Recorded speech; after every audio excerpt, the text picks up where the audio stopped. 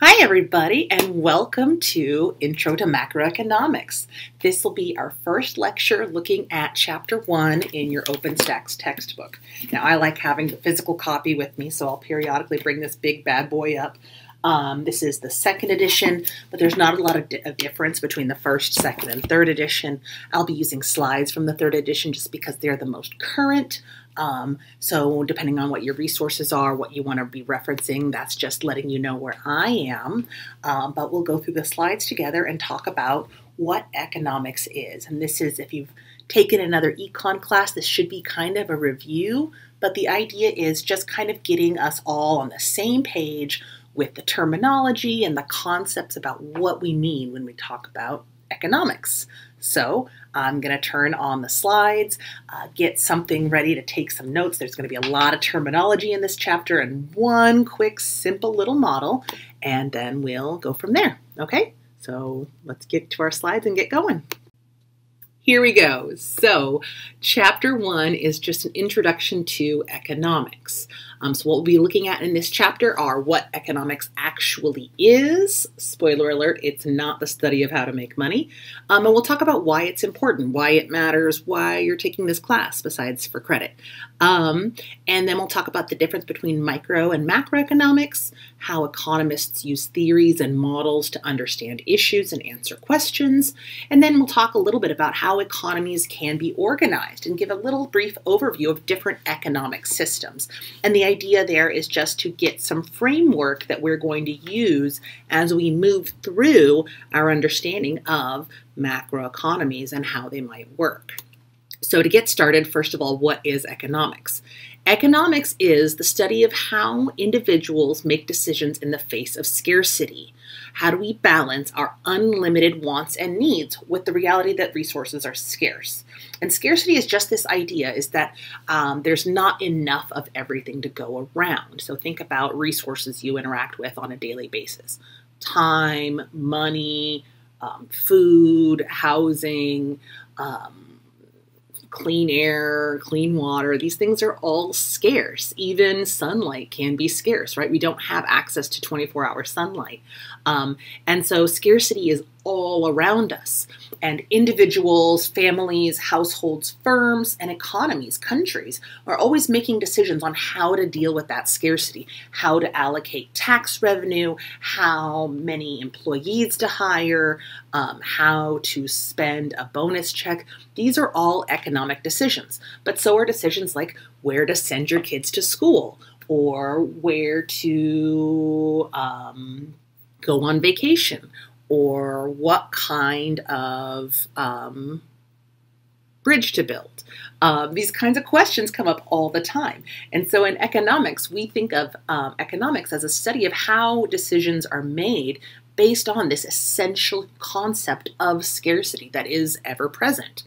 And economics means that we're always studying how humans and other individuals interact, how households interact, how firms interact, and how countries interact. And so if you want to see some examples of the kind of data that economists use to answer questions, you can check out the website here.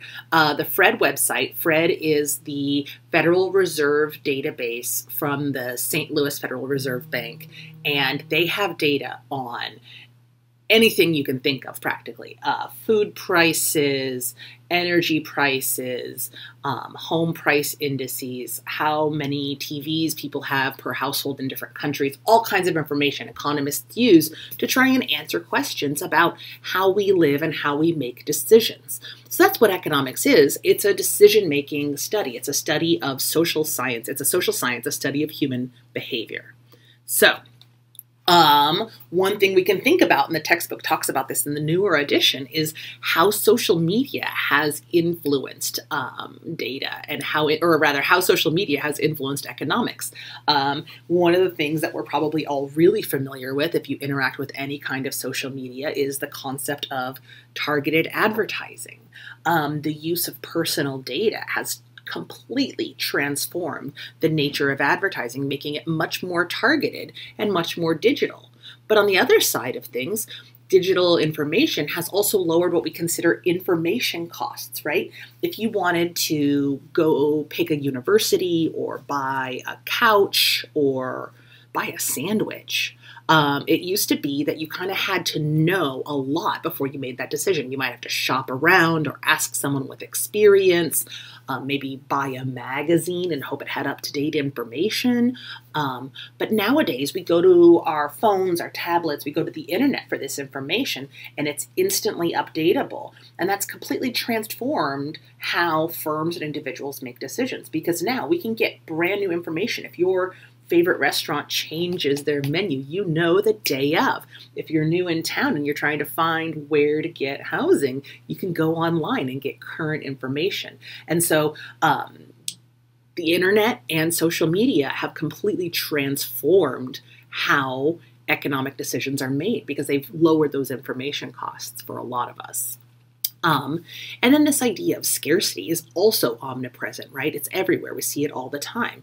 When we're walking down the street and we see homeless people, when we see shortages.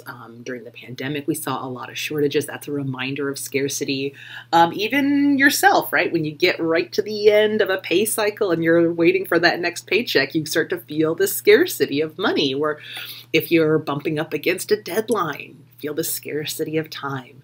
And so it's useful to really think about scarcity as something that's interacting our decisions all the time. And when you think about critical goods and services, things like, our basic needs, housing, food, water, basic health care, those are things that we tend to prioritize when we're looking at our scarce resources, whereas I might want to take a cruise to Mexico, but it's probably not the first thing I'm going to spend my scarce resource of money on.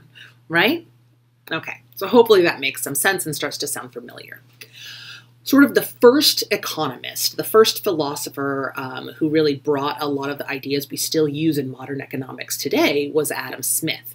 And in his famous book, The Wealth of Nations, Adam Smith wrote about the idea of dividing labor into discrete tasks. Basically, the idea of specialization, this idea that we could be more efficient if we focused on what we're good at and broke things down. Instead of all of us doing everything, we focused on one or two things. And this idea of specialization is where a lot of economic growth has come from in the last few hundred years.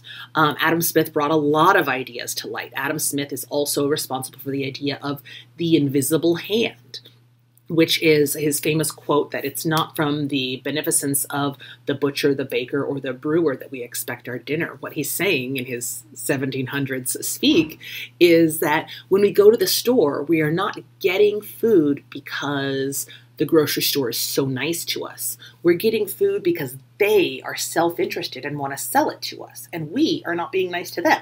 We are self-interested and we want to buy it from them.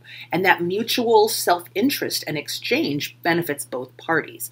And so Adam Smith's invisible hand is basically saying economies can self-organize if we all follow our own self-interest.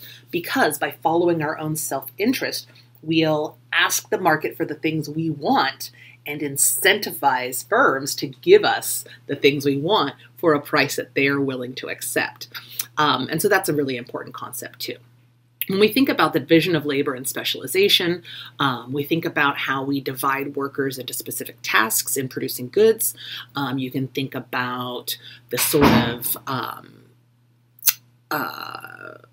Ford Model T assembly line idea of specialization, but you can also think about it in your own life, in your own job, or if you've ever done a group project and everybody does what they're good at. The sort of more extroverted person says, I'll do the speaking, and the more introverted person might say, I'll do the research, and the person who's good at PowerPoint says, I'll do the slide deck. That's an example of specialization. And the idea is that when we specialize, when we focus on our one specific skill or something we're good at, when we focus on one specific thing, we can be more efficient rather than trying to do everything. And so that's a really important concept in economics that's going to come up again in a couple of chapters, or actually in the next chapter. So by dividing and subdividing tasks involved in producing a good or a service, we're going to get a greater quantity of output. Think about assembling a car. Is it easier for you to build a car from scratch, or for an assembly line to have every person specialize in one task. Specialization is this idea of workers or firms focusing on a particular task that they're well suited to within an overall larger production process. And this is going to allow businesses to take advantage of what's called economies of scale. And economies of scale says that it's cheaper and easier to produce a lot of something than just one of something. So for many, many goods, the level of production is going to, as the level of production increases, the cost of production is going to tend to go down. And my favorite example for this is buttons. If you were required to make your own buttons, how would you do it and how long do you think it would take? Maybe you could make a form and melt plastic, or you could carve it out of bone or wood, but it would take a certain amount of time. It might take you a couple of days to make a button or two. Now imagine that you have a factory and you can build a factory to make buttons. Now, not only is it going to be easier to make buttons with that machinery, but you could make hundreds, thousands of buttons. And it's actually going to be easier to make thousands of buttons than a single button, right? That's this idea of economies of scale. When we scale up production, we can make ourselves more efficient. So it's kind of like, think about Amazon, think about big firms that really take advantage of that. So why should you study economics? Well, I like to think that economics is a lens through which we can see the answers to lots of problems. An example here is recent Nobel Prize in Economics award winners, Esther Duflo right here, and Abhijit Banerjee here from MIT, and Michael Kremer, who they won a Nobel Prize in Economics for their work on poverty and how to solve the problem of poverty traps. And I actually have Duflo and Banerjee's book right there behind me, Poor Economics. So I'm a fan of theirs as well. But that's a great example of why we could study economics, to try and solve the problem of poverty, which is really just a misallocation of resources. We have money in the wrong place. We have food in the wrong place. We could solve a lot of these problems by using economic models to try and answer the question of why do people stay poor and how can we fix that? So that's why we should care, and it can solve a lot of problems in your daily life. Economics is concerned with the well-being of all people, people with jobs, without jobs, high-income people, low-income people. Economics is very universal, right? We just sort of look at the whole world from the top down. But we split economics into two general fields. Microeconomics is the small view, individual agents, households, people, workers, businesses, firms, producers, and consumers. Microeconomics is the stuff that you deal with on a day-to-day basis. How much money to spend on lunch, how many workers to hire, how many hours to work, that's all microeconomics. It's the small personal view. Macroeconomics is the big view, the big perspective. It's the branch of economics that focuses on big issues, national issues usually, problems like economic growth, national unemployment, inflation, trade, exports and imports. All of that is under the umbrella of macroeconomics. In macroeconomics, since we're studying macroeconomics, we want to start to get ourselves a little more familiarized with macroeconomic terms. And one of those terms that we're definitely going to be talking about, we're going to be talking about two big mechanisms for changing the macroeconomy. And those are going to be monetary policy and fiscal policy. And if you're like me, you've heard these before and you've gotten confused, so we'll make it really clear. Monetary policy has to do with the money supply, and it's determined by a country's central bank. Our central bank in the United States is the Federal Reserve, and so monetary policy is going to alter interest rates and affect the availability of credit and how much people can borrow by altering the money supply. So monetary, money, bank, central bank. That's monetary policy. Fiscal policy, on the other hand, comes from the nation's legislative body, so Congress and the Senate. It's policies that involve government spending and taxes. So tax and spend, that's fiscal policy. And it's going to be when legislators make decisions about how to speed up or slow down or grow the economy. And we'll talk a lot about this more. This is just our first cut at it. Usually I find these things get a little bit easier to understand the more you see them.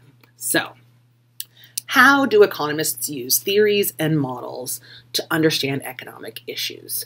One of our most famous economists, especially macroeconomists, is John Maynard Keynes, and this name is tricky to pronounce, so it's Keynes.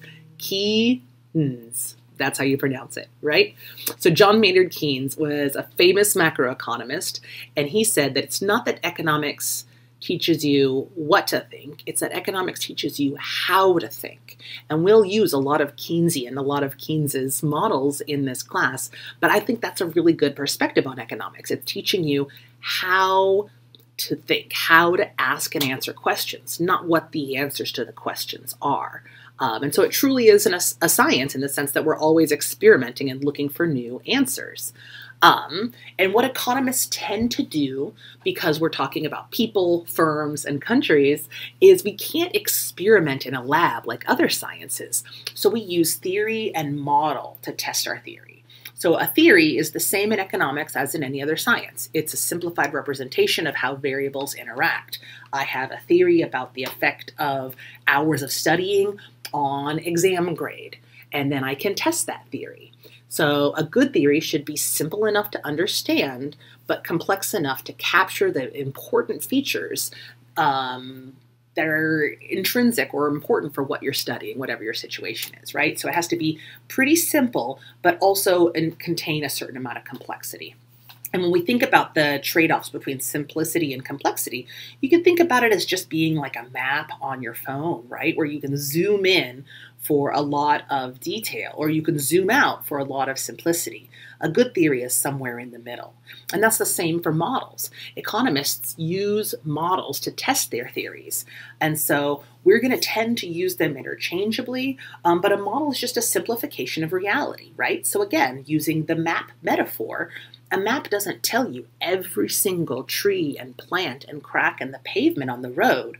You can zoom out and see whole states, zoom in and see cities, zoom in closer and see blocks and neighborhoods. How exact and precise you want the model to be depends on what you're looking at. And that's a lot of what we'll be looking at in this class is, since we'll be looking at macroeconomics, the big view, we'll be looking at kind of zoomed out, where we won't be looking at individual choices, we'll be looking at national choices, legislatures' choices, and central bank choices.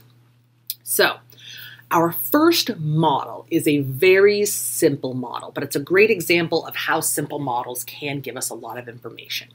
The circular flow diagram shows how the flow of goods and services and the flow of money and payments and wages can move through the economy between two main actors.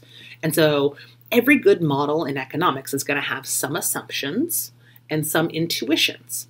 The assumptions in the circular flow model are that there are two actors, households and firms. And there are two markets, the market for goods and services and the market for labor. And households will buy goods and services from firms and pay them for those goods and services. But in order to get money, households have to go to work. So they will give their labor to firms in order to earn wages and salary to pay for those goods and services that they'll buy from the firm. And that's how the circular flow diagram works. And in just a second, I will go and show you, let me draw you an example of it right here. Okay, so we're going to have two actors. I'm going to put them in these boxes. It's going to be households. Oops. And firms. And then we're going to have two markets. We're going to have the market for goods and services.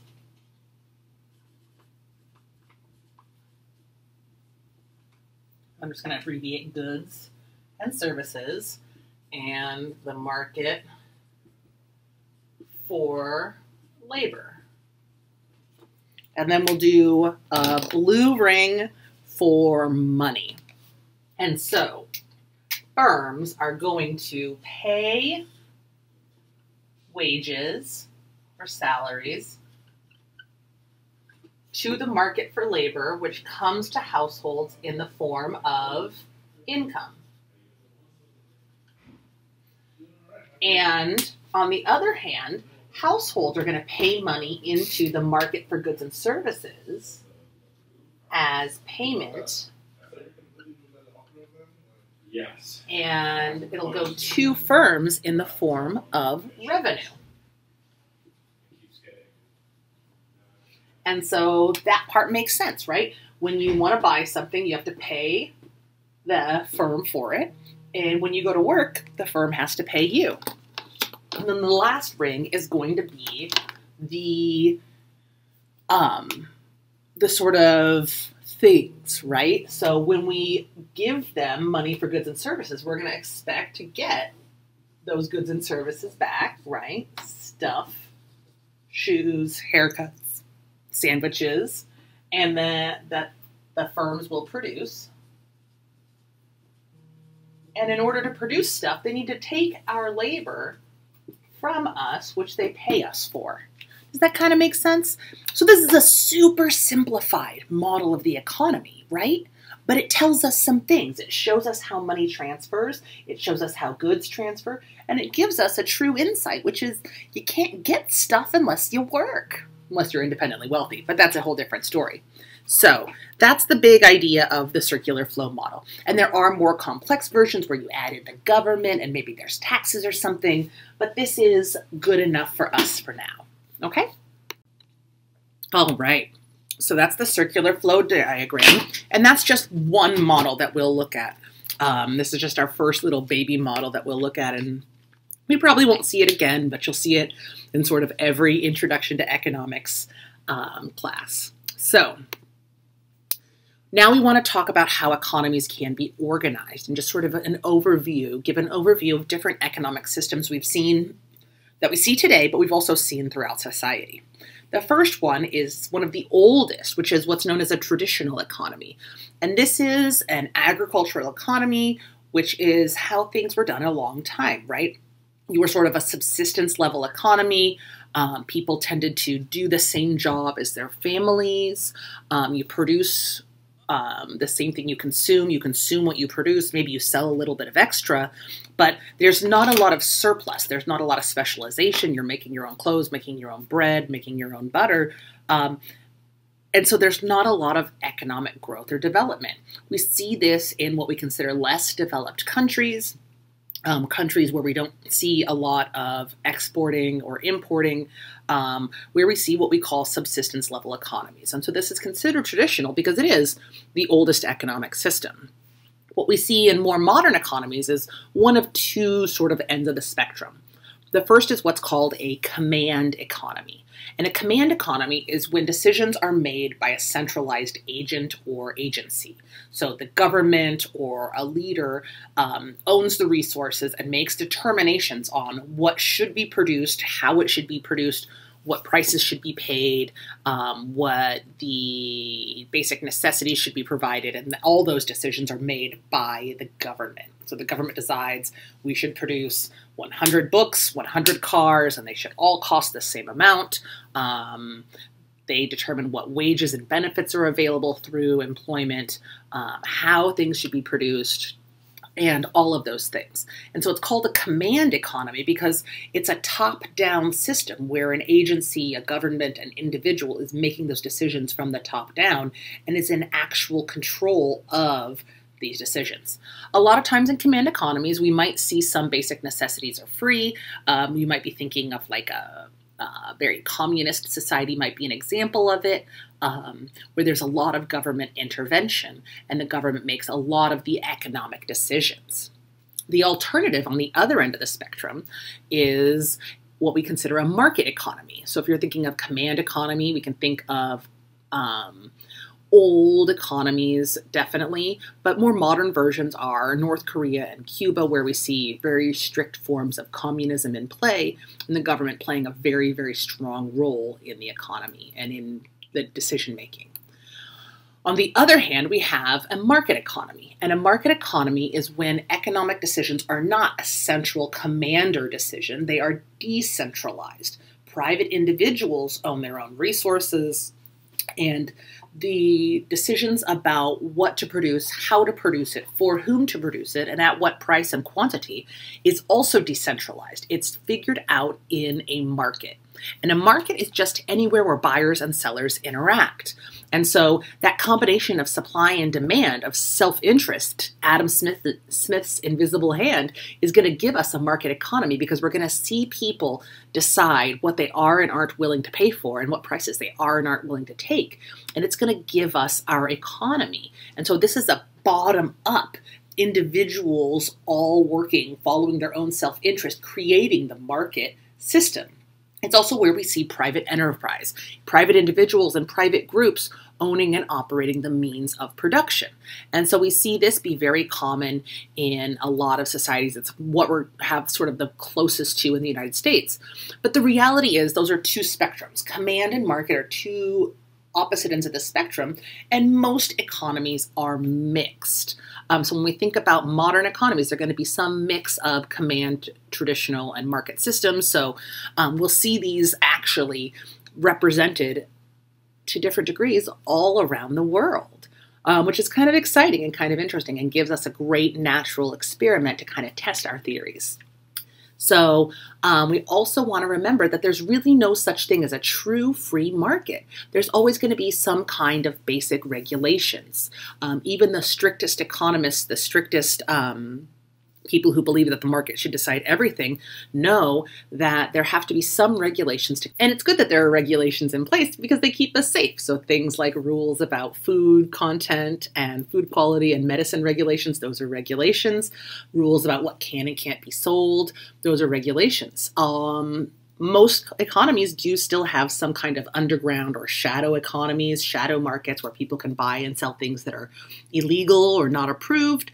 And we'll talk more about that as we move through things, but we tend to see that there's no real free market out there. There's just versions of levels of degrees of freedom. The other terms we want to think about as we move into our macroeconomic experience is the reality that no economy is truly isolated, and it's usually not a good idea for economies to be isolated. What we've seen in recent years is the rise of globalization, an increase in the buying and selling of goods across national borders. Exports are going to be goods and services that a nation produces and then sells to other nations. And then imports are goods and services that other countries produce that we buy and consume domestically. And then gross domestic product, or GDP, is the measure of a country's productivity. And we're going to have a really good, clear definition of GDP as we move through macroeconomics more and talk more about our macroeconomic terms. So when we think about the global economy, think about how that's altered the products and services available, how it's contributed to globalization, how the internet has contributed to globalization, and how globalization affects our daily life and how common it is for all of us. That's it. That's chapter 1, fairly painless. Let me know what questions you have. Make sure you go through the terms in the textbook, and let me know what concepts you find interesting, what concepts you want to know more about, and I'll see you next time. Have a great day.